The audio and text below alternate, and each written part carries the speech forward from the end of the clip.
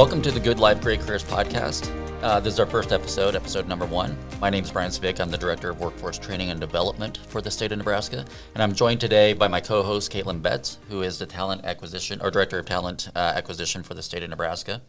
The purpose of this podcast is to help shine a spotlight on the fact that Nebraska state government is a great place to start and build a career. In fact, a lot of people are not aware that Nebraska state government is one of the largest and most diverse employers within the state, especially when it comes to career opportunities. In fact, this week I was looking at open positions within the state, and there's currently around 600 open positions with opportunities in all different fields from corrections, game and parks, law enforcement, public relations, nursing, public health. That's just to name a few. And so we'd like you to stay tuned to the end of the podcast where we're going to give you some information. If you're interested in a career within the public sector and public service and specifically Nebraska state government, we're going to tell you where you can go to find more information on that. Each episode we're going to feature a different state teammate and invite them to give them an opportunity to share a little bit about their career in public service, about their journey, give us some insights, some tips, and maybe opportunities they have even within their own agency. And so I'm really excited about our guest today. With us today is Cody Thomas from the Nebraska State Patrol. Now, that name may sound familiar to some of our listeners.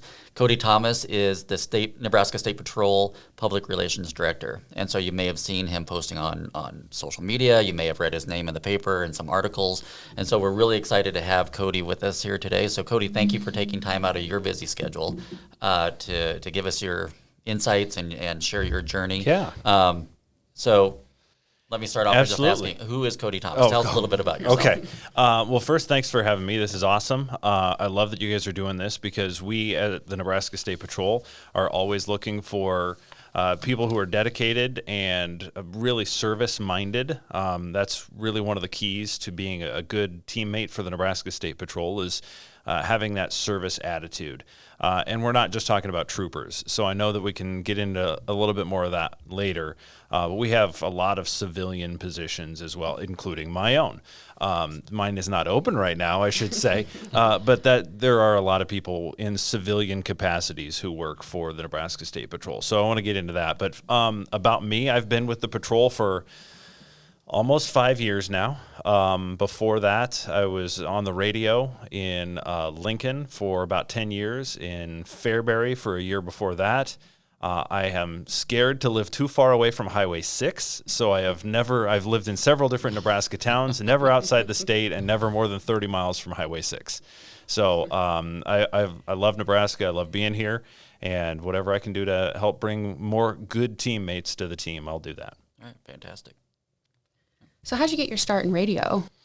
My grandfather, actually. He was in radio and TV in Hastings for about 45 years.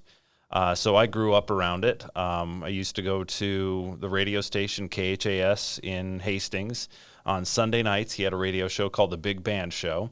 My dad always went every Sunday, and then on special occasions, I got to tag along too. And so vivid memories of that, getting to talk on the radio when I was really young, probably 7 or 8 years old. I remember that.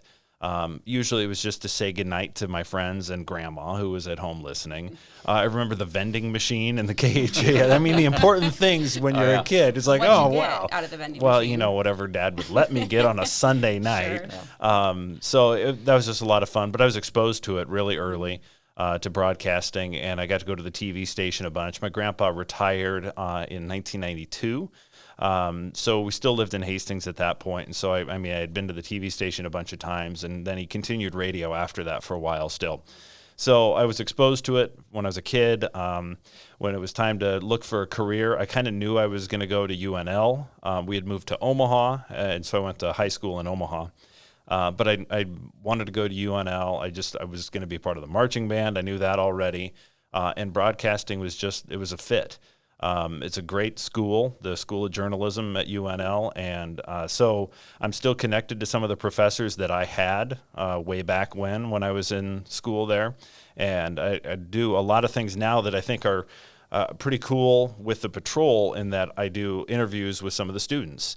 And whatever I can do to help them in their career path, because you never know. One of them someday may end up in Washington, D.C. doing news. One of them someday may be in my position.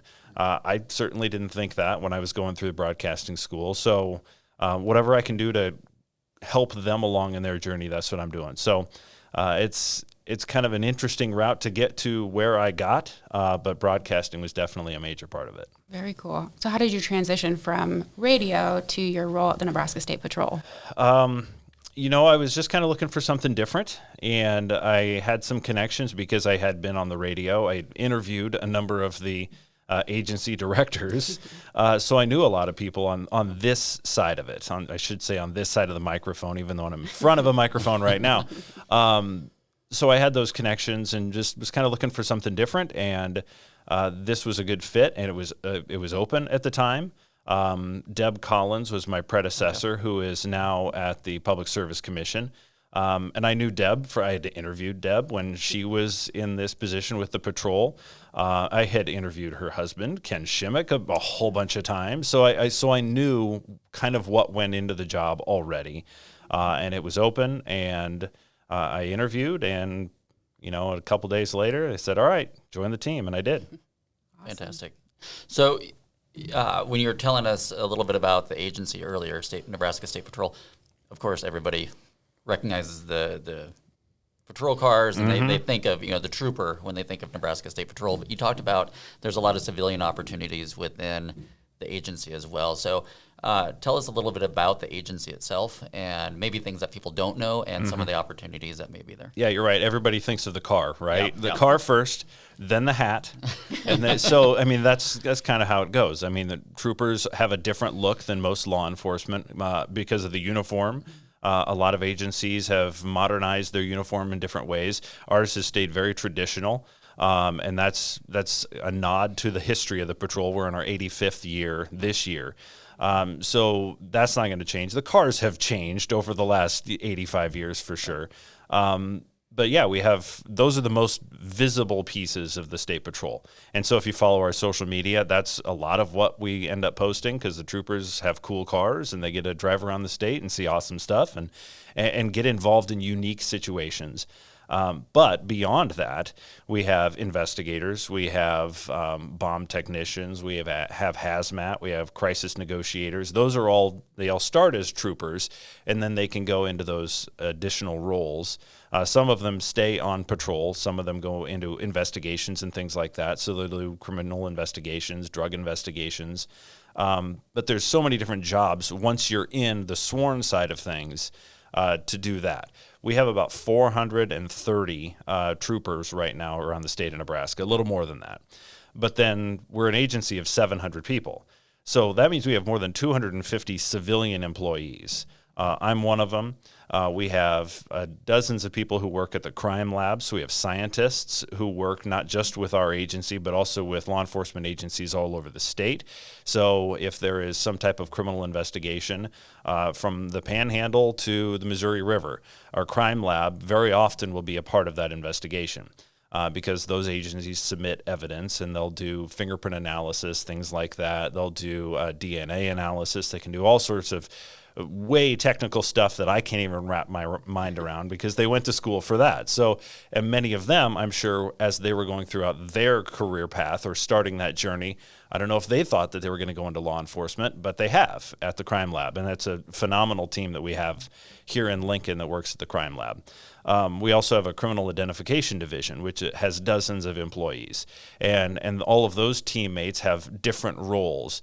They do fingerprint analysis. They do criminal history records checks. They do concealed handgun permit applications, things like that too. So those are just a couple of the examples of civilian employees. Obviously, we have HR, we have accounting, we have legal, we have support staff. I would consider myself support staff. But officially I'm the public relations director.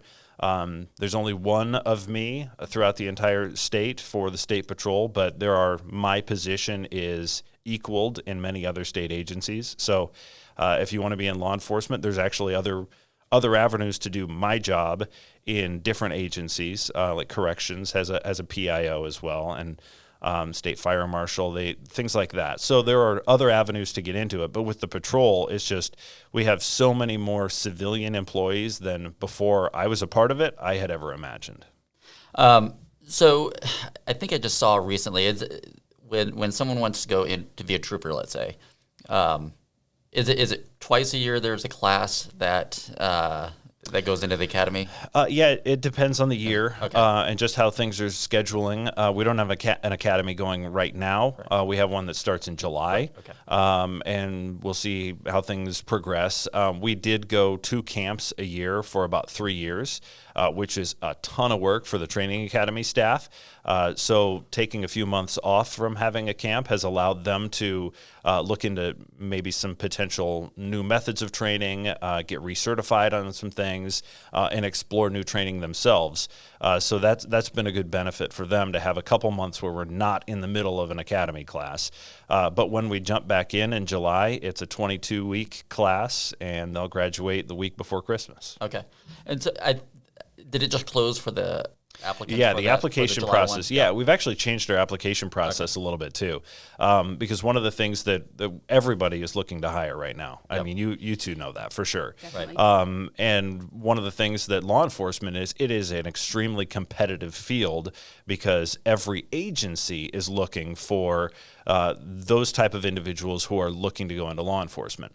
So one thing that we have noticed about our application process is it's long. And it's tough to get through. So what we have done just in the last, really in the last 3 or 4 months is try to streamline our internal process a little bit. It doesn't take away any of the qualifications that are required or the necessary steps for the applicant, but it can speed up the process for them because we've kind of sped up how we're doing things internally while still meeting all of those criteria. So we just closed the application process for the July camp. That closed it was early. It was April 1st. Okay. And so ordinarily that process would have closed probably at the end of January. Okay. So we were able to allow people to apply for a little bit longer, and then they're in the process for a shorter amount of time. So in theory, you could have applied on April 1st, go through all of the there's an educational testing that's called a TABE test, just that academic piece. Then there is physical agility testing, and that's basically just to make sure that you could start camp. We're not expecting people who apply to be trooper ready. But we want them to be able to have the physical abilities necessary to actually start camp. And once you get to camp, then there's all sorts of training and things like that. So I think that's one of the misconceptions about law enforcement is that you have to have prior experience in law enforcement. That's not the case. We just want the drive. If you are determined and willing to serve, we'll absolutely provide all the skills necessary to do the job. But you have to bring that, that determination to actually get through it. That's great, because that's going to be my next question as far if somebody wants to go into that career, like what steps should they take prior to that? If there is a certain background they should, from criminal justice degree or anything like that, if that helps or gives an edge, or if it's wide open. We do have a lot of criminal justice students who eventually come into law enforcement. We see some of them come into law enforcement as a civilian. So we'll have people go into criminal justice who become our lawyers for the agency, who go into the crime analysis roles that we have. Those are civilian positions. For instance, within the NIAC, we call it the NIAC. It's the Nebraska Information Analysis Center. This is kind of the intel arm of the patrol and serves other agencies around the state as well. A lot of criminal justice majors go into that aspect of what we do. We have a lot of former military. We have a lot of current military, too. A lot of people in reserves, in the National Guard, who are also members of the patrol as troopers. So if you're looking at that, those are some of the ways that people do traditionally come to us. But, I mean, beyond that, it's from all areas. We've had truck drivers come through. We've had farmers literally come off the farm. They've been farming their whole life, growing up, and then they decide it's time to get off the farm, and what they do is they come and be trooper. Wow. So it's all sorts of different backgrounds that people come to us from, but the big thing is just that drive. Wherever you come from, it really doesn't matter to us as long as you've got you've got that determination to make a difference for people. That's awesome. Awesome. Good. Yeah. You mentioned social media a little bit ago. I follow the Nebraska State Patrol on social media, and I'm assuming that's a lot of your efforts that go into that, and I'm always impressed with the content. It's fun to learn about public safety things as well as some of the cool things that you do in the community. So tell us a little bit more on how you manage those pages. Yeah, so right now we have Facebook, Instagram, and Twitter, and we have about 25 Twitter accounts. And so our Twitter accounts are spread throughout the entire state, and nearly all of those are run by troopers. And so we've got, for instance, a couple troopers in the Panhandle who one of them last night took just an amazing picture of his car in the sunset, sent that to the trooper who does Twitter, and he posted that. And so that's on the at NSP_Troop E Twitter account. So that serves the Panhandle. Then we've also got people all over in Omaha on Twitter accounts. We've got Spanish language Twitter. We've got literally every corner of the state is covered by a Twitter account. And then I run the at NE State Patrol Twitter account, which is the main account. And so what we try to do with those accounts is just show what we're doing around the state of Nebraska. And I've had a lot of people ask, well, you guys post so often. Why do you post so often? We have found that that's what works.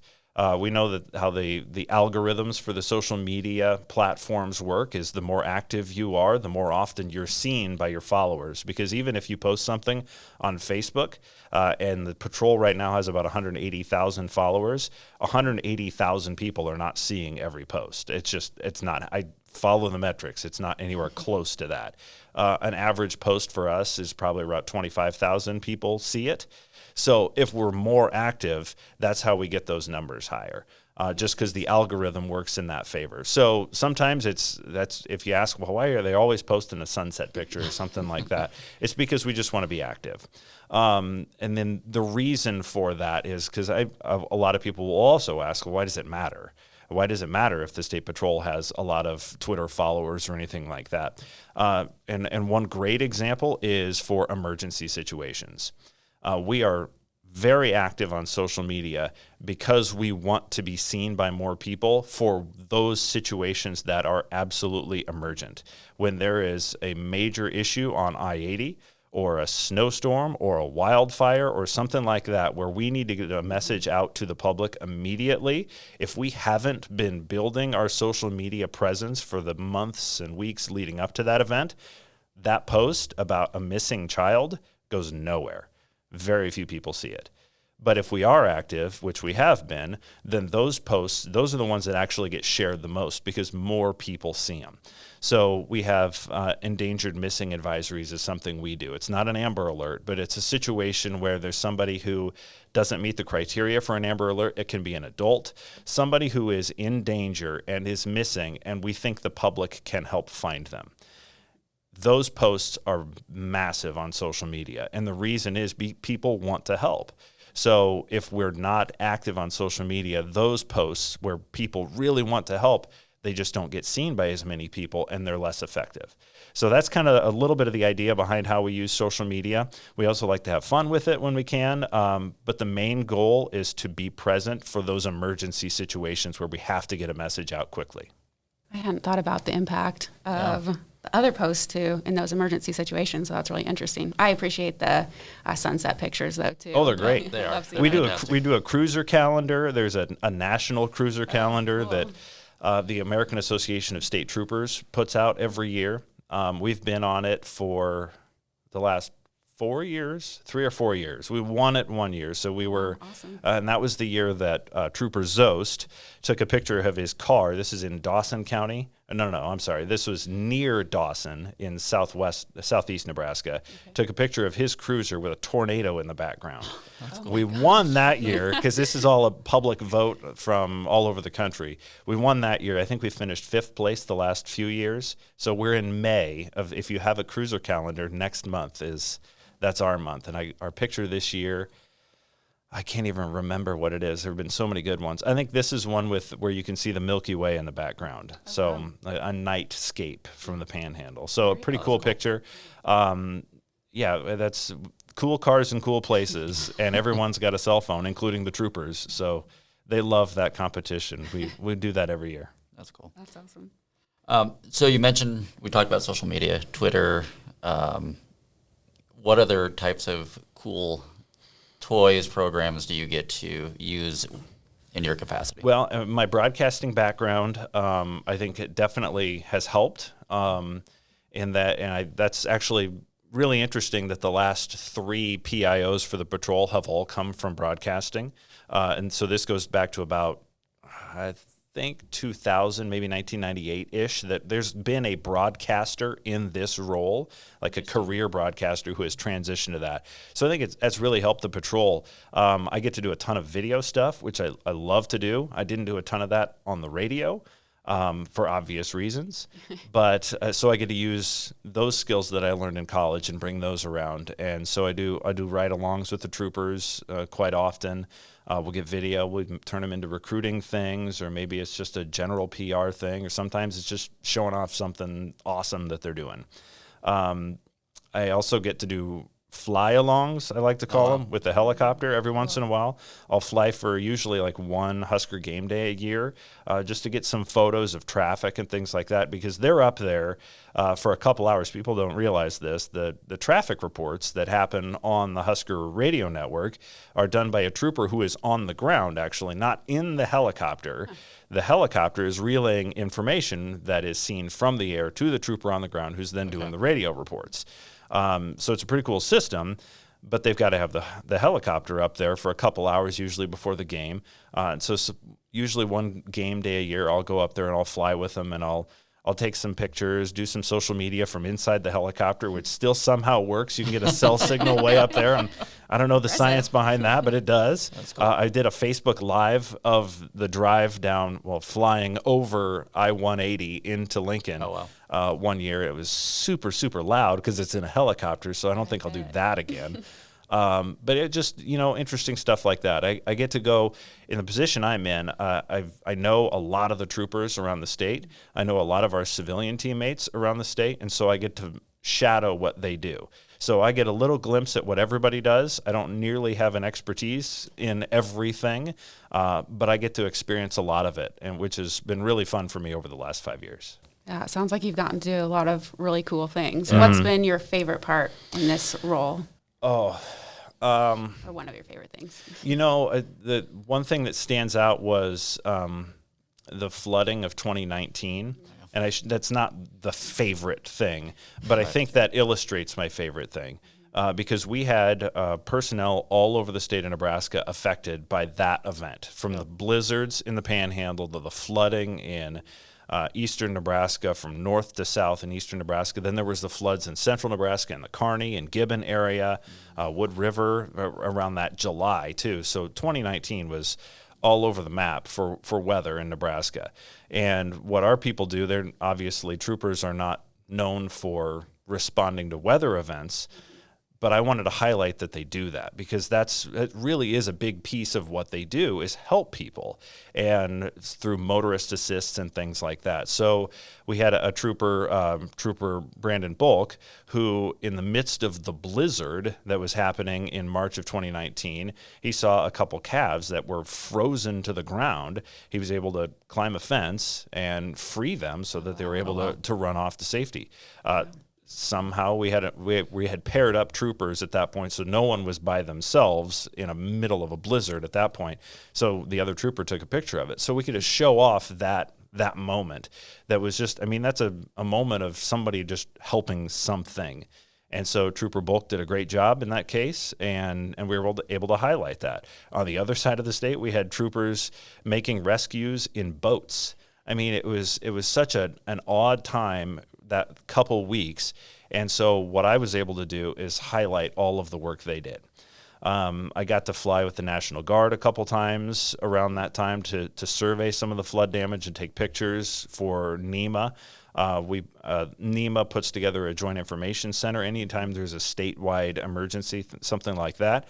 And what I communicated to the JIC and Jody Fall, who's the PIO at NEMA, is that I am more valuable outside a room than I am inside, because I could take photos, I can relay those information, we can do social media, things like that. So that was my role during that. So when the convoy was put together to take food into Fremont that had been completely surrounded by floodwaters, I was on it. So I was in the lead car with the trooper who was driving. We went from Millard to Fremont, which you'd think could probably be about 45 minutes. It took 2.5 hours to get there because we had to come into Fremont from the west. So things like that where I get to experience those things, but the more important piece of it is that I get to show off the teamwork that goes into moments like that. So I think that'd probably be one of the highlights that I remember. What's been your favorite benefit or perk of working for the state of Nebraska? Well, the helicopter, that's a cool one for sure. Getting to ride in patrol cars is something that has been a lot of fun. But really it's the camaraderie. I have friends all over the state of Nebraska who I admire right now. 5 years ago, I didn't have that. 5 years ago, I was in Lincoln. I was working in radio. I had an awesome core group of people that I worked with that I really enjoyed. And then the interviews I got to do and things like that. I got to experience a ton of awesome stuff in radio. I got to be on the field during Husker football games and things like that. Not on the field during the game, on the sidelines, that. Yeah. But now I think I love the state of Nebraska and have always loved this state. So to now say that I've got connections in every corner of the state, I think that's been one of the most fulfilling things for me is that the work that I do, I think directly benefits all of those people. And in law enforcement, officer safety is the number one thing. We want every one of our people to go home at the end of the day. And I view that my job is tied directly to that. So I would say those connections around the state are absolutely the biggest benefit. I think you hit on kind of an important part of working for the state of Nebraska. You can serve the public in a lot of different ways. Mm-hmm. Yeah. What advice would you give to someone that is looking for a career in public service that maybe isn't interested in being on the front lines in law enforcement or something like that? Yeah, there's all sorts of ways to serve. You don't have to wear a badge to do good for the state of Nebraska. You don't have to run for office to do good for the state of Nebraska. You don't necessarily have to be in front of a microphone to do good for the state of Nebraska. I mean, there are so many different ways, and I think our civilian teammates illustrate that. There are just incalculable ways that a person can benefit the citizens of Nebraska. If our listeners want to learn more about Nebraska State Patrol, how can they go about, finding more information about the agency, about opportunities within the agency? I would say social media is the place to start, at NE State Patrol on Facebook, Twitter, and Instagram. Pretty much anything that gets tweeted by one of our troopers around the state will get retweeted by that main account. You certainly feel free to follow all of those other accounts. You can find them. I think I've got a list created. If you look at the lists that are on the NE State Patrol, you can find all of them. That's probably the best place. It's where we're most active. We do have a website that has information about the agency as well. That's statepatrol.nebraska.gov. If you're interested in becoming a trooper, we have a website called nebraskatroopers.com that has all sorts of information. So there's a bunch of different ways to do it, but the thing that is probably most refreshed and highlights the things that are going on in the patrol, hopefully on both the sworn and civilian side, is our social media. Well, we certainly appreciate all their efforts in the state as well. Absolutely. Well, before we wrap up here, we thought we'd have a little fun and put you on the hot seat. Okay. So we'll ask you a few questions, and we'll start off with an easy one. Okay. Are you a dog person or a cat person? Dogs. Coke or Pepsi? Mountain Dew, so Pepsi. The Nebraska Cornhuskers or the Creighton Blue Jays? Oh, come on, Huskers. Yeah, all the day. way. All right. All day, For every sure. day. Good answer. Good answer. Lake McConaughey or the Platte River? I've driven by Big Mac a whole bunch of times, but I've never been there, so I'd have to say the Platte. Oh, well, I mean, you couldn't go wrong either way, but you should definitely add Can that I to throw your can list. I throw a Niobrara tubing on the Oh, there you Niobrara? go. Yep. Yeah, I've never- The two worst sunburns of my life occurred on the Niobrara 5 years apart. Yep. Smith Falls is Yes, right in that beautiful. area. Yep. Love it. Yep. That's Yep. on my bucket list. Yep. What's the most exotic car you've driven? Oh man. I'm not a big car person, but my dad has a 64.5 Mustang Oh, cool. that my wife and I drove away from our wedding. Yeah, so that's what I have to say is the first year Mustang. That's a good one. If time travel were possible, would you go to the past or the future? I like history, so probably the past. I don't know any time in particular, but I'd find something that's interesting. Yeah. 402 Creamery or the UNL Dairy Store for ice cream? A dairy store. I think you'd have to do that, right? I don't know. I think 402 Creamery is pretty good. The dairy store is legendary, though. Amigos or Runza? I don't want to offend either of them. You can't go wrong with either choice here, right? I know. Can I do both at the same? What I would do we'll is I'd go allow get a it. soft taco and also fries. Can I There do you go. that? There you go. That's Yep. an excellent idea. Good answer. All right, last one. Is Die Hard a Christmas movie? So I said that I have a good answer for this, and it's not a definitive answer though, because one of the fun things we've done with the patrol, and I can't believe I didn't mention this throughout the entire conversation about the fun stuff that we've done, is this started as an idea for a prank, but I don't like doing pranks on social media or anything like that. But I saw there was another law enforcement agency that pranked their chief, that they did the thing from The Office where they Christmas wrap the desk and the computer and all sorts. Yeah, and so the chief, it was hilarious, and so I thought we got to do something like that. What if we put Christmas lights throughout somebody's office? And then I was like, no, that's not good enough. So then we said, why don't we put Christmas lights on one of our cars? And obviously not drive it. And that turned into, let's remake the Christmas light scene from Christmas Vacation. And so we did that. This is like 4 years ago now. And it was almost a shot-for-shot remake. And it was fun with the troopers who did it. And we put, 10,000 Christmas lights on top of a Dodge Charger that already had a light bar and lights all over it. And so, you could almost see the thing from space, not quite like the Griswolds, but close. And so that started a tradition of remaking a Christmas scene every year with troopers. So we've done that. We've done A Christmas Story. We've done Home Alone. And this last year we did Elf. And so I have had so many requests to do Die Hard. I think it's going to happen at some point. And when it happens, then we will absolutely have to say Die Hard is a Christmas movie. Okay.